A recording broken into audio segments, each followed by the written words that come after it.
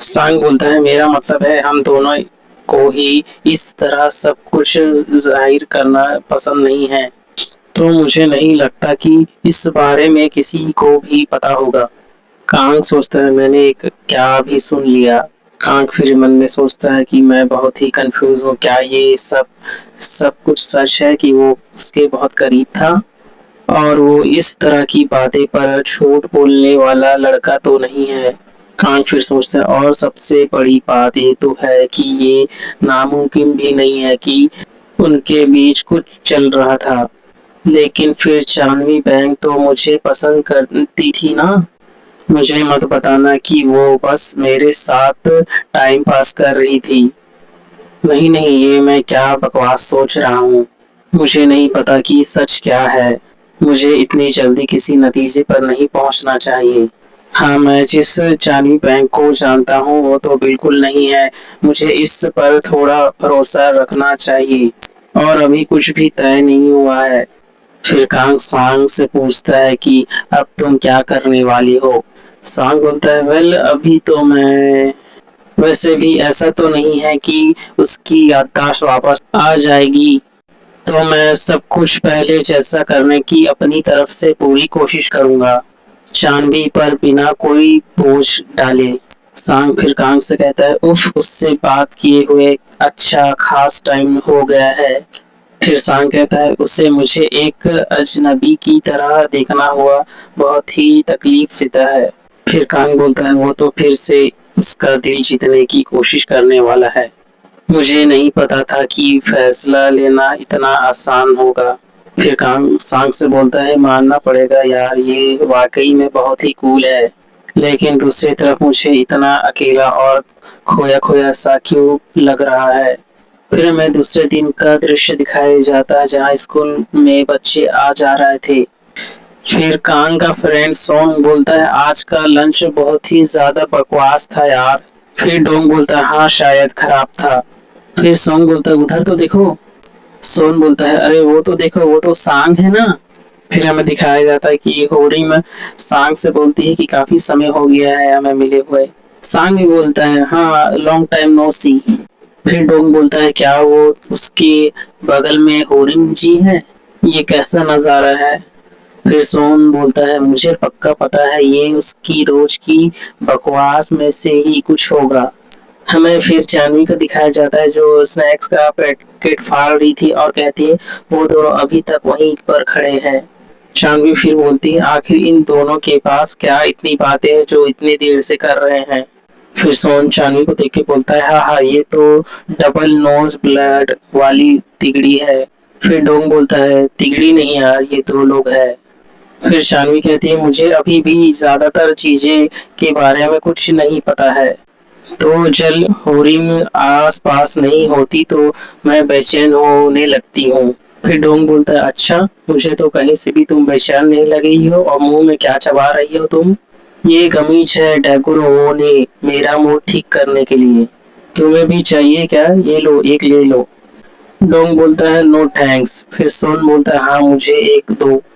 फिर कांग सोचता है अब तो और ज्यादा अजीब लग रहा है। तभी जानवी कांग के सामने स्नैक का पैकेट आगे बढ़ा देती है। फिर जानवी क्यों कांग का नाम लेके बोलती है ये ऑरेंज वाला तुम्हारा फेवरेट है ना। जानवी बोलती है ये लो, मैं इतना सारा नहीं खा सकती, तुम ये सारा खा लो। कांग सोचता है तो मुझसे याद था, फिर जानवी को थैंक यू बोलता है। तभी होरिम जानवी का नाम लेती है। कांग जब स्नैक्स उठाने वाला रहता है तभी होरिम का आवाज सुनाई देता है कि ये सांग्युंग है। फिर होरिम बोलती है ठीक इसी जगह पर, क्या तुम्हें सांग्युंग जो याद है। जानवी फिर सोच में पड़ती है क्या मैं इसे जानती हूँ क्या। सांग भी बोलता है उसे यह सब कुछ करने की कोई जरूरत नहीं थी। सांग जानवी से कहता है खैर जो भी हो, जब मैंने तुम्हारी याददाश्त जाने के बारे में सुना तो मैं सच में बहुत परेशान हो गया था। क्या तुम्हें मैं याद हूँ क्या। फिर जानवी कहती है सांग से हाँ बिल्कुल, पिछले साल हम दोनों एक ही क्लास में थे ना। फिर सांग बोलता है सच में, चलो शुक्र है। फिर सांग कहता है जानवी से तुम्हारे एक्सीडेंट के बाद तुम्हारा कोई कांटेक्ट नहीं हो पा रहा था, इसलिए मुझे आज से पहले तुम्हारे याददाश्त जाने के बारे में कुछ पता नहीं था। फिर जानवी कहती है हाँ वो असल में मेरा नंबर बदल गया है, 1 मिनट रुको मैं तुम्हें अपना नया नंबर देती हूँ। ये मेरा नंबर है, इस नंबर पर मुझे कॉल करना। सांग फिर जानवी से कहता है हम पहले साथ में घुमा फिरा करते थे। फिर सांग बोलता है लगता है तुम्हें अब इनमें से कुछ भी याद नहीं है। जानवी बोलती है नहीं मुझे पहले साल में मई के बाद से कुछ भी याद नहीं है। अभी भी टाइम मिले मुझे पूरी बात बता देना। फिर सांग बोलता है मुझे मंजूर है। आज तुम्हारा पहला दिन है तो मुझे लगता है कि तुम अभी तक काफी थक चुकी होगी। फिर सांग जाते हुए बोलता है मैं कभी कभार तुम्हारे क्लास में चक्कर लगाता रहूंगा। तभी पीछे सब आ जाते हैं। फिर सोन बोलता है यह थोड़ी अजीब सी बात थी। होरिन भी कहती है आखिर ये क्या हो सकता है। डोंग भी बोलता है हाँ मैं भी यही सोच रहा हूँ कि क्या हो सकता है। जानवी बोलती है सबको हमारे पास कुछ ही मिनट बाद तो बस हुई थी ना, वो सबके साथ ही इतना कूल रहता है, वो बस ऐसा ही है तुम जो जानते ही हो ना। तभी सोंग बोलता है लेकिन वो कुछ ज्यादा ही बेचैन लग रहा था, वो ऐसा ही कभी नहीं करता, तुम समझ रहे हो ना मैं क्या कह रहा हूँ। फिर सेन बोलता है और उसके चेहरे पर अजीब सी कड़वाहट दिख भी रही थी। जानवी पूछती है उसके और मेरे बीच कुछ चल रहा था क्या। होरिन कहती है मैंने पिछले साल स्कूल के बाद मैंने तुम्हें दोनों को डोनल्ड शॉप में देखा था। फिर सेन बोलता हाँ उसके बाद हमने तुमसे अच्छी खासी पूछताछ की थी, लेकिन तुमने कसम खाई थी कि तुम दोनों सिर्फ दोस्त हो, इसलिए हमने भी बात वहीं छोड़ दी थी। कांग सोचता है हमारे बीच तो कुछ कॉमन भी नहीं था, आखिर उसके बारे में ये सारी बातें बार बार सामने क्यों आ रही है। सेन चांदनी से कहता है मुझे पता था तुम छुपे रुस्तम हो, तुम दोनों के बीच कुछ खिचड़ी पक रही थी ना। होरिन कहती है मेरा मतलब सांग कोई बुरी चॉइस नहीं है वैसे तो। फिर सेन चांदनी से कहता है चलो आज से तुम दोनों के रिश्ते को पूरी मंजूरी हम देते हैं। तभी जानवी बोलती है चुप हो जाओ नौटंकी बाज हो, कुछ भी बोल देते हो तुम लोग। तभी हमें स्कूल के अंदर का सीन दिखाई दिया जाता है जहाँ चांदवी अपने दोस्तों से बात कर रही होती कि चांदवी बैग मैं वो फोटो ले आई हूँ जो तुम्हारे पिछले साल का था। तभी हमें क्लासरूम का अंदर का सीन दिखाया जाता है जहाँ पर वो लड़की यह बात बोल रही होती है। फिर वो लड़की बोलती है चांदवी क्या तुम्हें मैं याद हूँ, कल ही तो हम तुमसे मिले थे। तभी चश्मे वाली लड़की बोलती है ये हमारे फील्ड ट्रिप की फोटो है जो तुमने अभी तक नहीं देखा है। तभी जानवी कहती है अरे हाँ मुझे याद आ गया, तुम कौन हो, तुम यूना चैंग हो। फिर उसकी दोस्त टायंग बोलती है सब लोग थोड़ा आराम से बात करो यार नहीं तो उसका दिमाग चकराने लगेगा। फिर चश्मे वाली लड़की डायन से बोलती है मैंने तुम्हें जो फोटो भेजा था क्या तुमने उसे देखा है। डायन बोलती है हाँ मैंने देखा है। चश्मे वाली लड़की बोलती है ये वाली भी देखो ये होरिम जी है। फिर डायन बोलती है होरिन जी कहाँ गई। फिर चांदनी बोलती है वेकेशन में। फिर डायन बोलती है अरे लेकिन अभी तो सिर्फ एक ही दिन हुआ था ना। तभी चांदनी के पास आते हुए कोई दिखाई देता है, वह कोई नहीं सांग होता है जो चांदनी के पास आकर बोलता है चांदनी को अभी तो तुम्हें बहुत कुछ सुनना बाकी है ना मुझसे कल के बाद से। फिर सांग जानवी से कहता है मुझे तुम्हें जो जो बताना बाकी है वो सब मैंने लिख लिया है, लेकिन मुझे लगता है कि इसके लिए अभी थोड़ा इंतजार करना पड़ेगा। फिर जानवी बोलती है कांग से हाँ अभी मैं यहाँ अपने दोस्तों के साथ बिजी हूँ, तुम मुझे बाद में बात करना। तीनों लड़कियां शौक में दोनों को देखने लगते हैं। फिर सांग बोलता है तुम्हारा सब काम खत्म तो हो गया है ना। फिर चांदनी बोलती है हाँ यार हमारा सब खत्म हो गया है। सांग बोलता है तुम्हें जो करना है वो अब करो चांदनी, अब सब तुम्हारे हवाले है। लड़कियां बोलती है क्या उन दोनों के बीच कुछ चल रहा है क्या। फिर डायोंग लड़कियों से बताती है कि पिछले साल वे दोनों एक साथ घूमते फिरते थे। फिर योना बोलती है हाँ मुझे भी अभी अभी याद आया। फिर चश्मे वाली लड़की बोलती है मेरा मतलब है सांग यू वैसे ठीक है।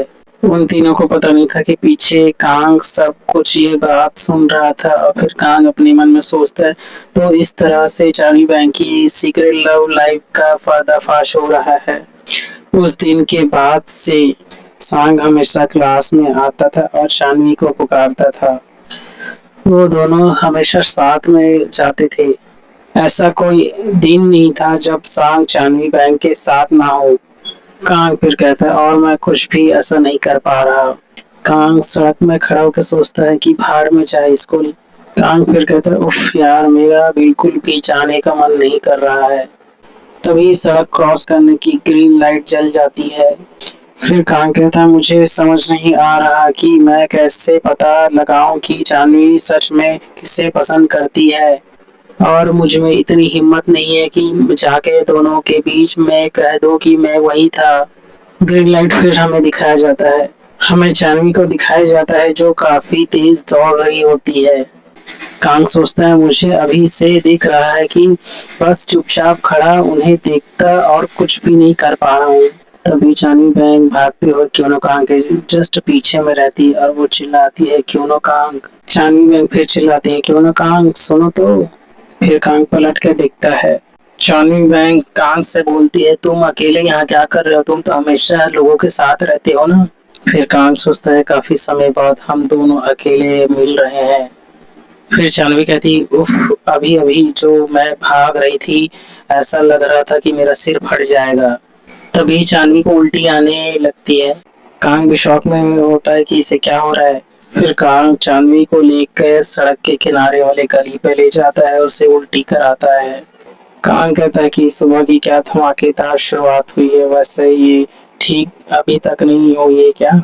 कांग फिर सोचता है नहीं नहीं प्लीज मत मरो, मुझे ऐसा छोड़ के मत जाओ। कांग बोलता है सुनो इससे काम नहीं चलेगा, हमें तुम्हें तुरंत हॉस्पिटल ले जाना होगा। अगर तुम इस हालत में स्कूल गए तो तुम्हारी तबीयत और ज्यादा खराब हो जाएगी। फिर कांग पानी की बोतल देकर बोलता है कि कुल्ला कर लो। जानवी कहती है कि कांग से कि ये फोन लो और मेरे भाई को फोन कर दो, वो मुझे आके पिक कर लेगा। जानवी भाई बोलता है ठीक है, फिर हम जानवी के घर के सामने इंतजार करेंगे। कांग फिर जानवी के भाई से कहता है आप परेशान होगे लेकिन प्लीज गाड़ी आराम से चलाना।